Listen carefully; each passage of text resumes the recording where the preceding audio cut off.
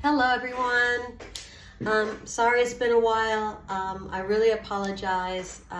Between school and then I had so many different ideas about what I wanted to do, and so now I'm going to have a series or channel called Spiritual Gumbo. So then I'll be doing some tarot and some oracle and some channeling, which I've been working on my channeling gifts, which is very exciting for me. And then also just talking about my other passion, which is reincarnation, past life regressions, and how those things can help with personalized medicine.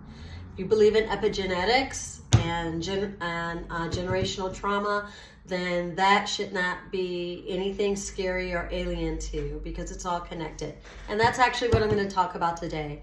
I'm going to talk about generational trauma and epigenetics and how that ties in with karma, or what some people consider karma.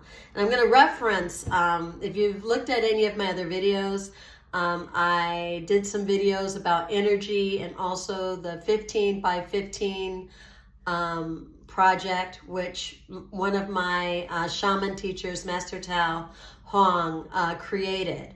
And so I'm going to actually reference 15 by 15 because Master Tao really had a very clear understanding about generational trauma, which most people don't talk about. The fact that when you're talking about generational trauma, most people lead to epigenetics, which is science. That's science. It's proven science. And the thing about 15 by 15 and the generational trauma, it actually does the math so that you can see that when something happens in the next following generation, it happens around the same age that ancestor had either started the karma or made the mistake that needed the lesson of karma. And so the people that come after it, it happens. It doesn't always happen at the same age. It often can, but it's usually the same scenario, because after all, how do you learn the lesson? How is the lesson learned if it's not repeated? So, for example, when I was in South Africa a couple years back, and I was talking to someone, they were like, "Oh, I guess my ancestors are just looking down at me in horror and blah blah blah." And well, yeah, that could be, depending on what you're doing and what choices you make. However, the real thing your ancestors want you to do is they want you to clear up that trauma that they created. They want you to clean up that mess that they created. So here's a good example. Let's say that there's a married couple and they don't get along, they separate or whatever. Or let's just say somebody has an affair and gets pregnant, and daddy or hubby ain't the baby daddy. Well, that same scenario could happen. It can skip a generation, but often it doesn't. Often it's the same, it's the very next generation. So, mom, she loved her family. She loved her children that she already had.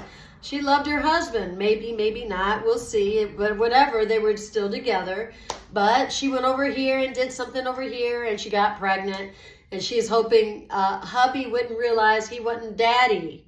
Well, that kind of thing can then a scenario that creates karma, right? And then a scenario that's similar, usually with that child that was involved in the trauma. Because usually daddy finds out or whatever, it all comes out. Most things don't stay hidden, so there's usually some trauma on the child. Maybe daddy didn't treat the baby with as much love as the others because it wasn't his. Who knows? Only the people involved know. But the generational trauma occurs when that baby grows up And maybe he chooses a wife or somebody, and she does the same thing that mommy did. And so now he's learning that lesson for his ancestors from another perspective. There are many ways that these things play out, but usually the trauma is repeated by generation. And that's all I wanted to say. I know I talk, and it's 5 minutes. It's over 5 minutes now. So I will see you guys soon. If you have a question, if you want me to talk about something in Spiritual Gumbo, if you have, something that you'd like me to research or share, please share in the comments. And please like the video if you liked it. And I hope to see you soon.